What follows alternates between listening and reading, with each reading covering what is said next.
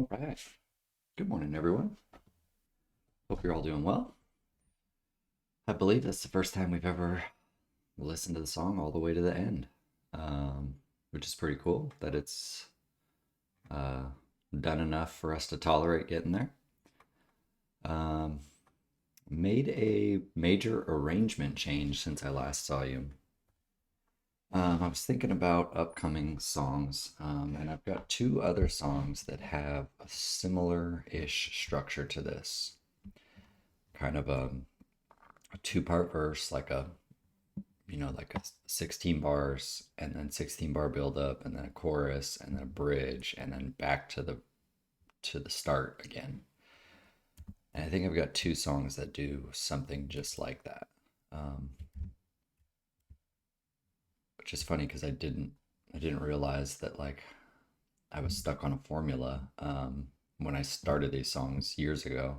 Um, it's like now that I'm re-listening and kind of observing what I did, I'm like, oh, like you definitely have a formula you like in the song structure. So, um, you know, for these three, we're trying to dial in that formula, and maybe one of these will be better than the others. Maybe they'll all be awesome, and we won't care. But I thought for the sake of mixing it up, let's try switching this chorus to right after the bridge instead of going back into the verse.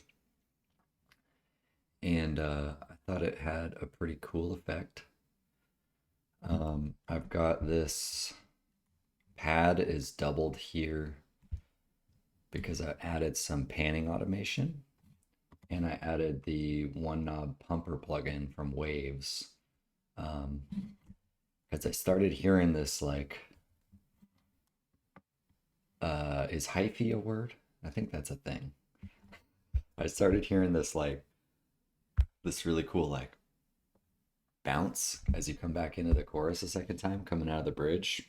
I'll show you what I mean. And so this part I haven't dialed it in quite yet. I just started it.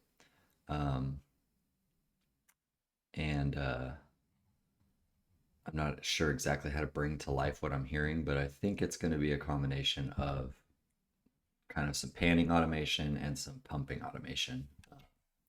We don't have to automate with that one knob pumper. It's kind of a sweet plugin that just does it. You can set the rate and then offset that rate to start the pump later and later into the first bar, I guess it would be.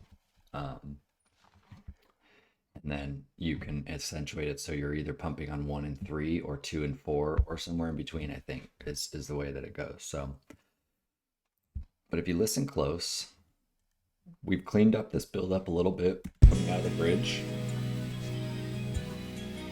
Um, Taking out some of these little bass accents, like right here, it used to go do do do do do do. I took that out because I don't think it's necessary anymore, especially since we're about to go into something uh, less calm. It used to still be working its way down. So listen right here. Imagine this pad going.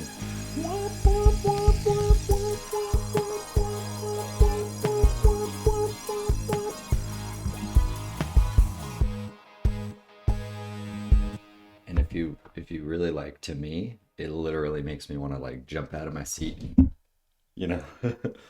um, so that's pretty cool. I like that. I think we'll find a way to bring that to life.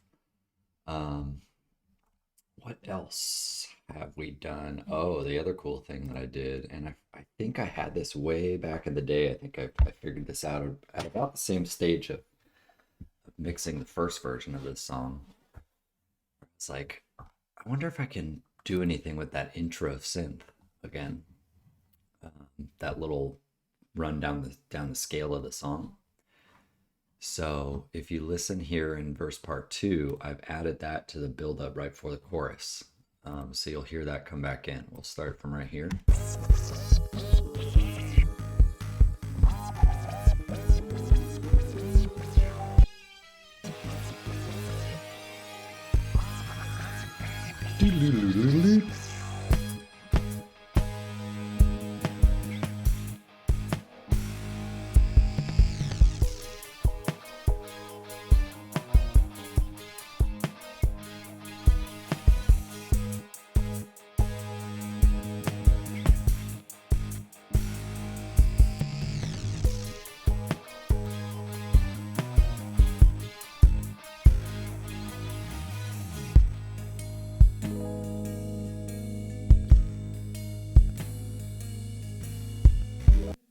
So yeah, I feel like that adds a pretty cool effect.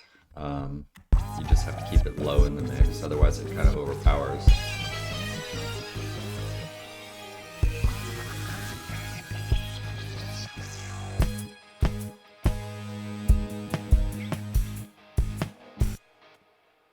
And then you're hearing in the chorus there, you're hearing snare drums on the downbeats. So I just, we've been doing so much work to the house trying to get this thing ready to do an open house next weekend that I just have not had time to sit down and track anything. But as I walk by the drum set throughout the day, sometimes I'll sit down and if I've got an idea, I'll try to just bring it to life. So the idea I had, and I think I started to tell you about this last time, was to do, the only way I can describe it is like a blast beat style thing, which is in metal, like a da, da, da, da, da, da, da, da, da, da.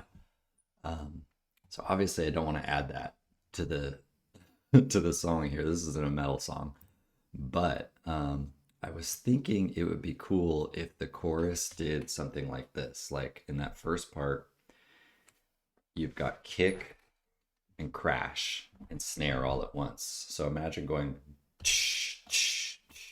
and you've also got your snare and your kick hitting at the same time. In between those motions, so dun dun dun, your left snare hand would be going and then you kind of fill that first part out with fills and tom work and almost like syncopated. It doesn't really go into a beat until this part, until 41. So I started to kind of manually, you can see here, I started to kind of manually put these snares in just to see how that would work. The problem is that they're not very dynamic, these little individual these little in-between notes. I guess they would be like ghost notes, Um, so you'd have to really soften them up, I think, and accent the whatever the beat is that the kick drum is falling on and the crash is hitting on. So let's hear. So something like that, but not that cheesy. um, so I'm gonna play around with that. And then I don't necessarily think I want to go back into it. I want these 4 bars to be very like intricate on the drum kit.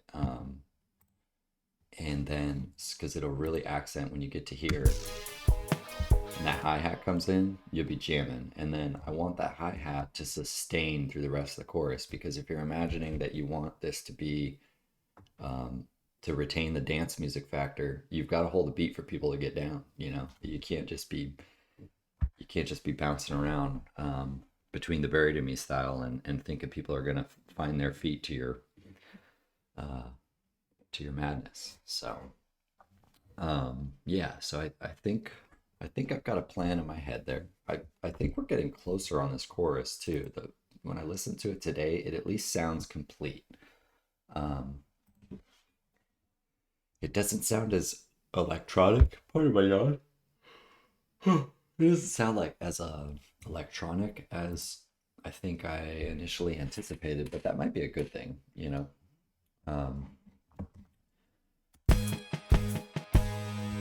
yeah, those have to be so much softer for that to really.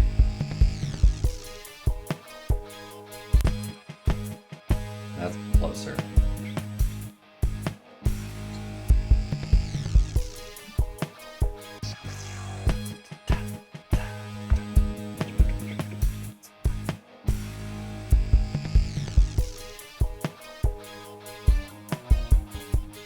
So you can see I have that hi-hat running through.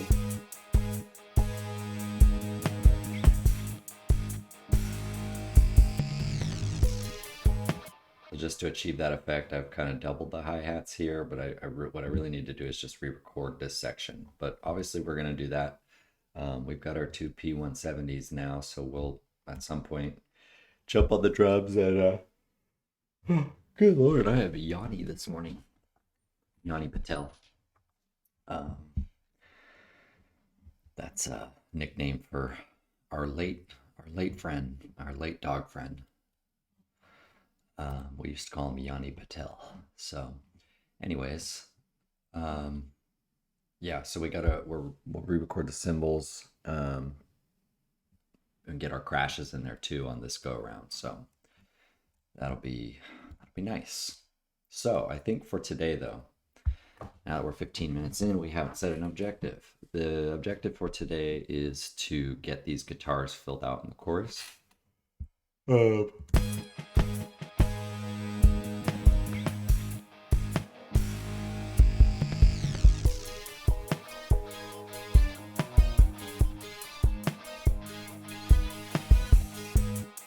So we need some guitars right there.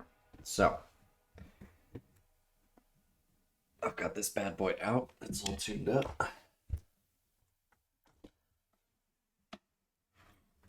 We've not really talked. We talked about that this is my dad's guitar, but we didn't talk about what kind of guitar it is. It's a Squier Bullet, but it's from like 1988.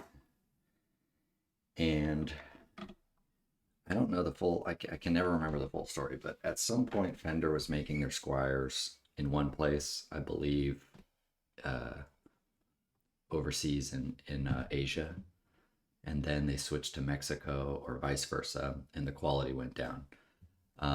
Some point in the 90s, Squiers became the guitars that they are now, instead of being what supposedly this guitar is. So when I started playing this guitar, I remember back in my hometown, this is 25 years ago, I took it to the music store to get the pickups worked on because one of the pickups was falling out. The guy was like, man, this is a really weird guitar. I've never seen this model before, and it has really good tone. And I think I told you, I mean, I've played this guitar on stage in multiple locations in high school. And I keep it with me because it's technically not mine, so I'm not going to get rid of it. It's my dad's guitar. But supposedly, this was like a weird run of Telecaster shaped bullets. If you look at Squier bullets now today, you can still buy them, but they're Stratocaster shaped. So this guitar's been pretty cool. It's got a weird, like it doesn't look like a normal Squier, but it's pretty sick, and I love the telly body. So that's the guitar I've been playing. And one of the things I've thought about doing at some point, these go for like this model. I looked up the serial number. This thing goes for something like $800 these days if you have a really nice one. So, but I've thought about putting some really really nice pickups in this, and just seeing how much more you can get out of the tone of this guitar with a really expensive pickup. So I might do that at some point instead of buying another guitar. I just love this guitar. So anyways, so here's the parts that we've got. Let me turn up this preamp here. We're in channel 2.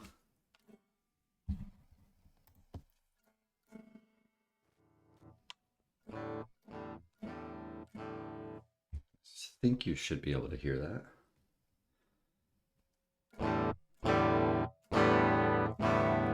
So this is the part where we got to record. The thing I changed, which is why we're re-recording it, is it used to just be. So just to add a little richness, I decided it sounds pretty cool if you kind of hit this interval here.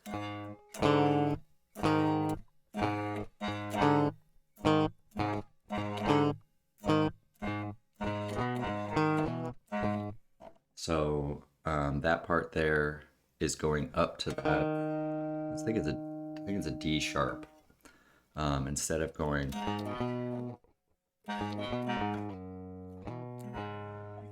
So, because I used to be able to go down to my low B string. That sounds like something I've said to you before. So,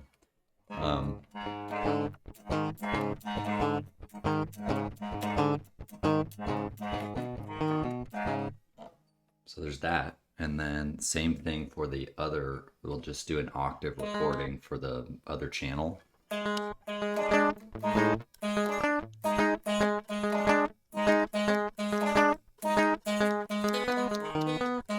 that part, that one, you go down to the D sharp.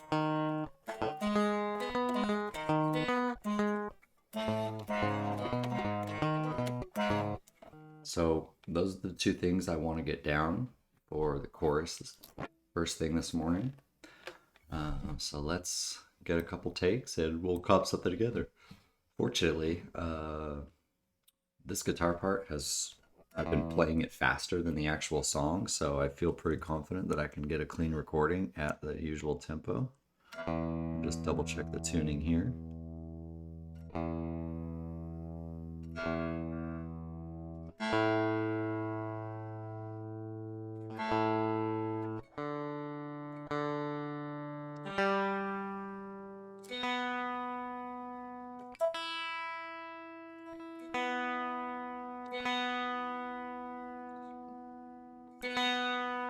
All right.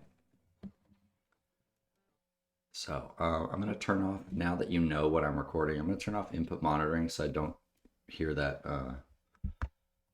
echo in my ear. I'll turn the click back on and we'll loop this section and we'll put on the pre-count.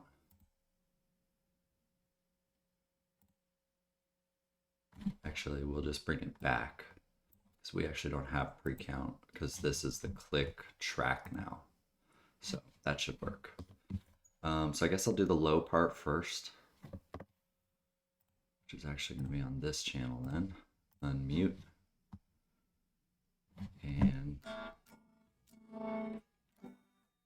okay, here we go.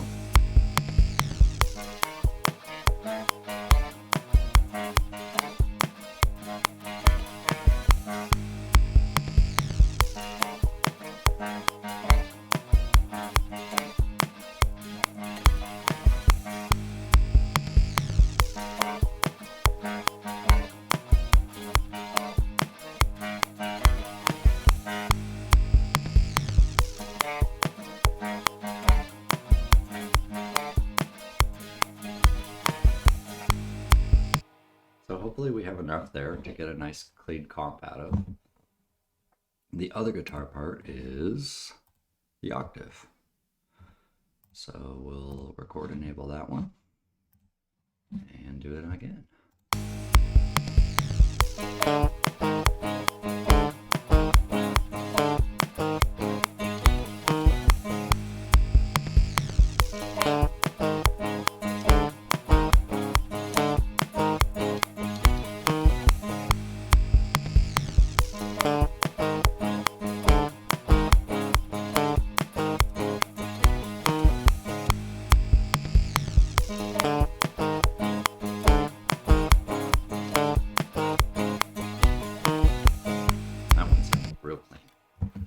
Nice.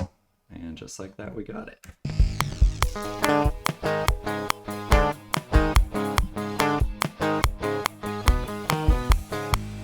right, let's amp that up. See what we think. So this one goes up to, actually, we don't need anything before that.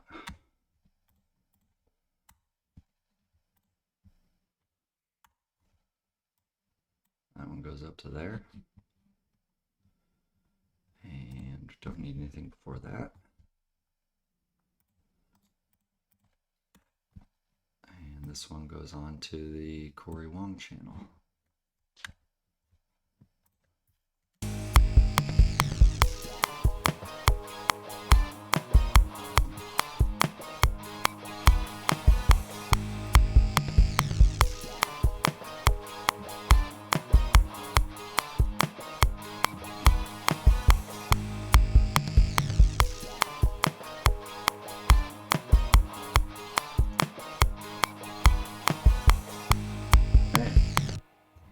That's enough.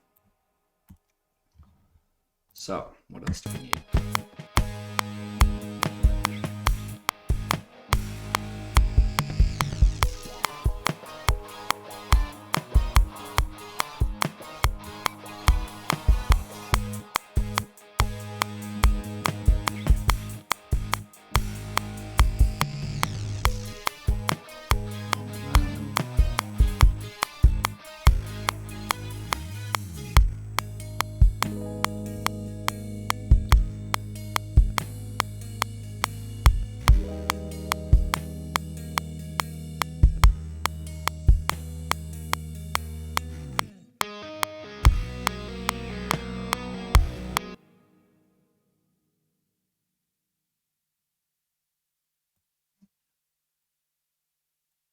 Snap grid. Okay. So I think we should re-record this bridge guitar too. Again, I think I said this, but when I initially did this, I don't believe I had changed my guitar strings. And I definitely hear a tonal difference. So this part's...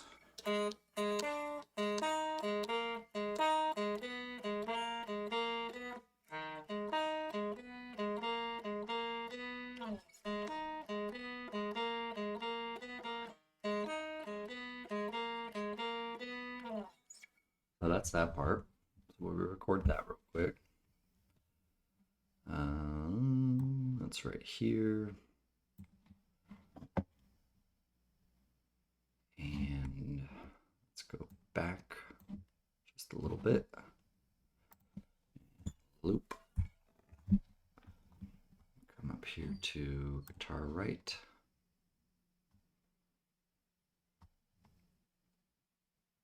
Record enable. And let's see what we can do here.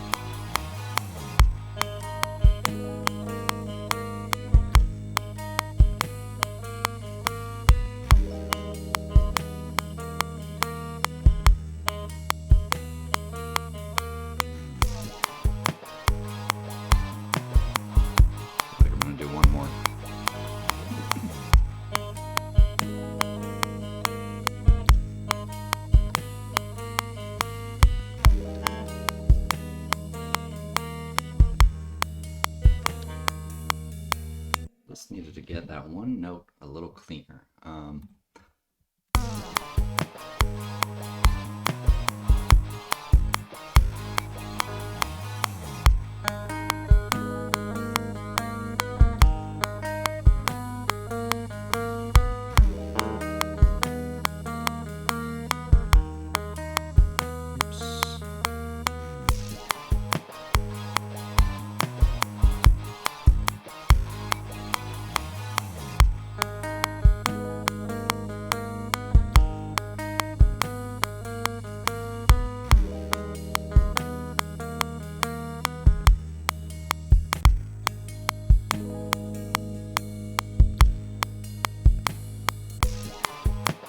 Alright, let's hear how that sounds.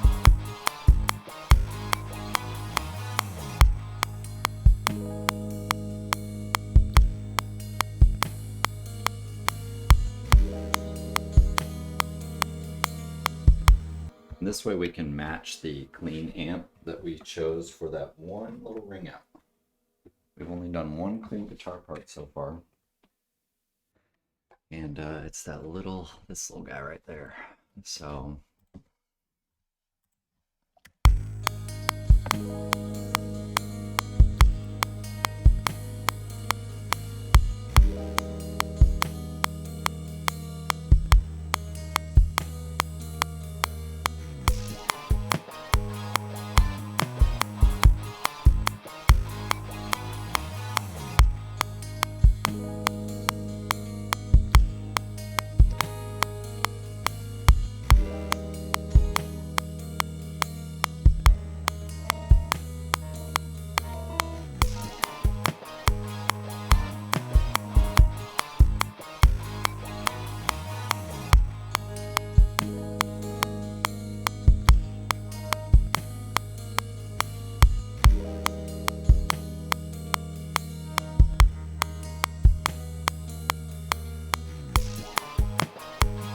So that's an option for some other guitar there. Guess it doesn't really need to be there, but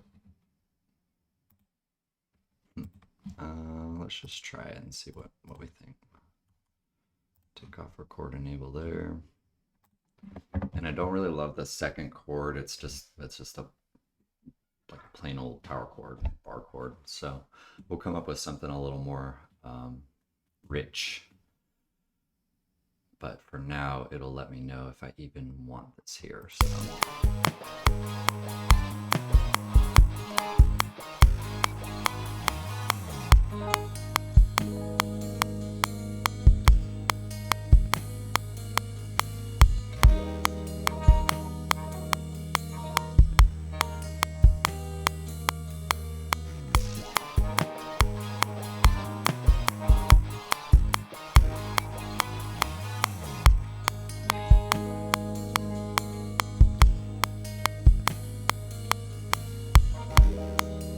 Ooh, that's pretty.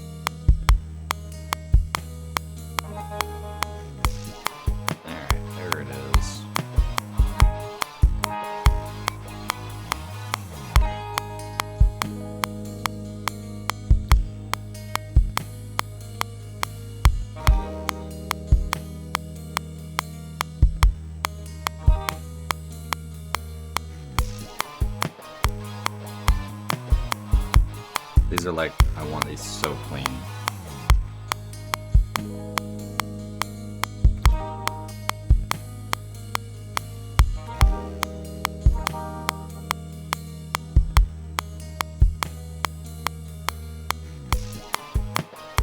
Okay, that one's nice and clean.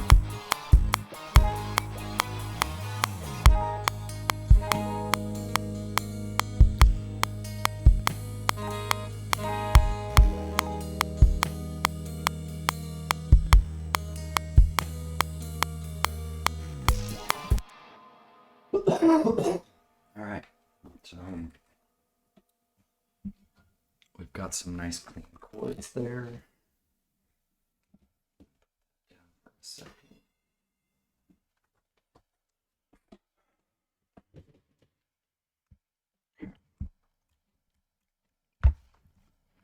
Cut off anything that happened here, because that was all practice. I'm keeping a little bit here. Oops, sorry about that. Because that chord is starting just a little before. You can see it's coming in.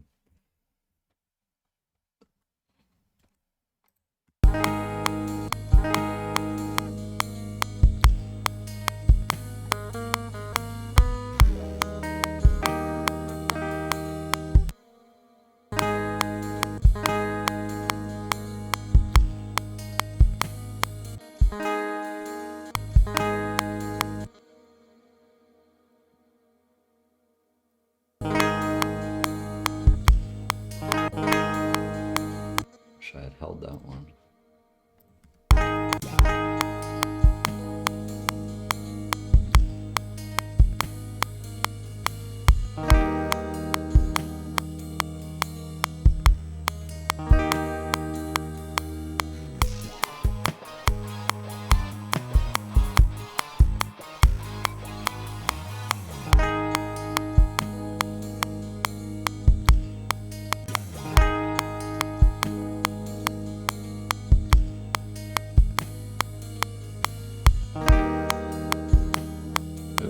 Cool. If the keyboard follows the second time, follows that, almost like a delay.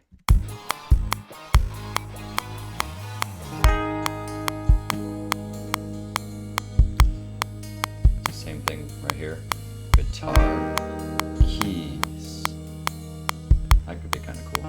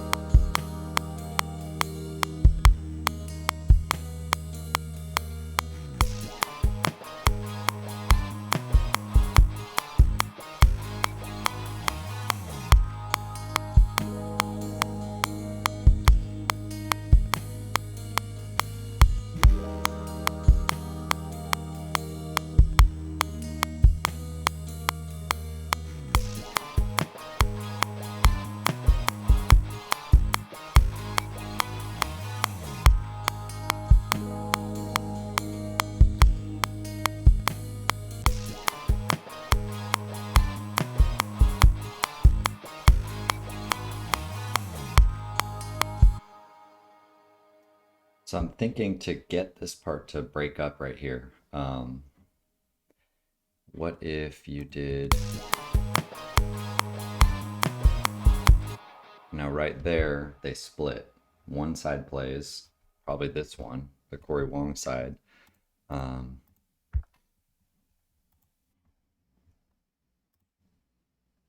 then it mutes and the other side plays for that.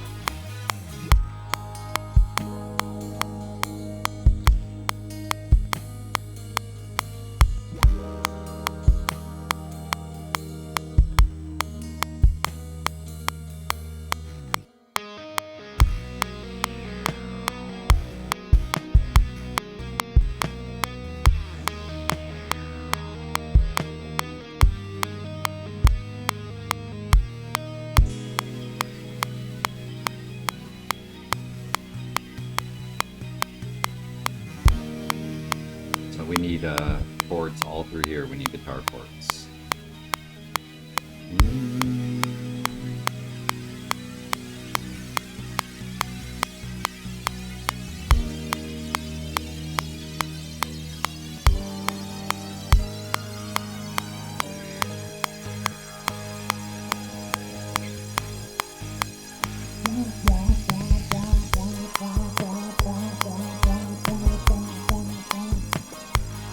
Still just love that.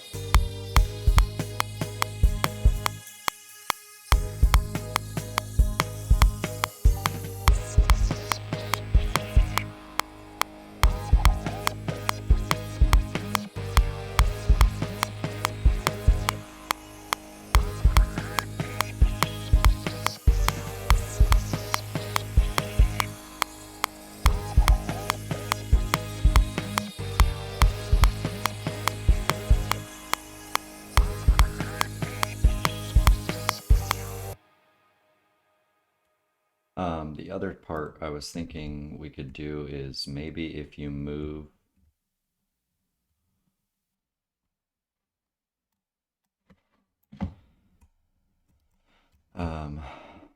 maybe if you move this part down onto that funky guitar channel.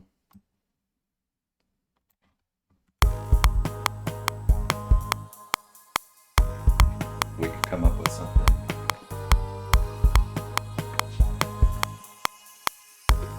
for that clean channel.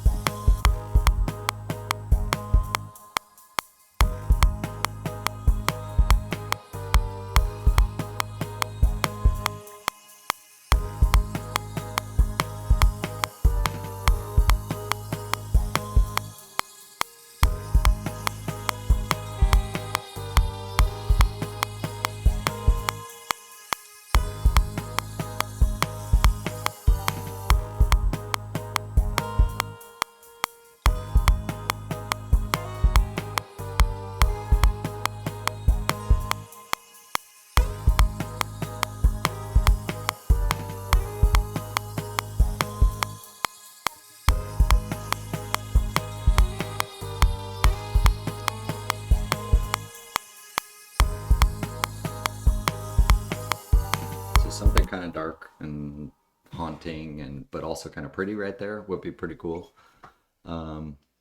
So I might start to work on that, and we can lay that down. Plus some of these, I'll figure out all these chords off camera for this little build up.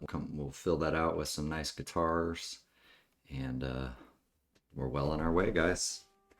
Thank you so much for hanging out this morning. Like and subscribe, channel, the video, all that stuff. If you don't mind, it helps. And we'll see you guys back for session number 20. Thank you so much for hanging out. It's always a pleasure. We'll see you guys later.